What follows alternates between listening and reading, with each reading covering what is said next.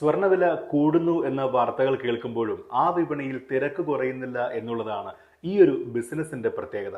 ഇപ്പോൾ 18 ക്യാരറ്റ് സ്വർണ്ണാഭരണങ്ങൾ താരമായി മാറിക്കൊണ്ടിരിക്കുന്ന കാലത്തിലൂടെയാണ് നമ്മൾ കടന്നു പോകുന്നത്. ഫാഷൻ ട്രെൻഡിംഗ് ലിസ്റ്റിൽ മാത്രം ഇടം പിടിച്ചിരുന്ന ഈ ആഭരണങ്ങൾ ഇപ്പോൾ വിവാഹ പർച്ചേസിംഗിലടക്കം ആവശ്യക്കാർ ഏറെയായി വന്നിരിക്കുകയാണ്. ഓരോ ദിവസവും വർദ്ധിച്ചു വരുന്ന സ്വർണ്ണവിലയാണ് 22 ക്യാരറ്റ് സ്വർണത്തേക്കാൾ 18 ക്യാരറ്റിൽ നിർമ്മിക്കുന്ന ആഭരണങ്ങളിലേക്ക് ആളുകളുടെ താല്പര്യം മാറാൻ പ്രധാന കാരണം. വളരെ ചെറുതും അതിമനോഹരമായ ഡിസൈനുകളാണ് 18 ക്യാരറ്റിൽ കൂടുതലായും കാണുന്നത്. ഏതു വേഷത്തോടൊപ്പവും ഇണങ്ങുന്നതും നിത്യോപയോഗത്തിനും മികച്ചതാണ്. അതുകൊണ്ട് തന്നെയാണ് ഈ ഒരു ന്യൂജൻ ആഭരണങ്ങൾ പുതിയ തലമുറയ്ക്കും പ്രിയപ്പെട്ടതാകുന്നത്. പരമ്പരാഗത ഡിസൈൻ അടിസ്ഥാനപ്പെടുത്തി തയ്യാറാക്കിയ 18 ക്യാരറ്റ് ആഭരണങ്ങളും ഇന്ന് വിപണിയിൽ ലഭ്യമാണ്. വിവിധ ആഭരണങ്ങൾ അടങ്ങുന്ന സെറ്റായും സിംഗിൾ പീസായും വാങ്ങിക്കാമെന്നുള്ളതും ഇതിന്റെ മറ്റൊരു പ്രത്യേകതയാണ്.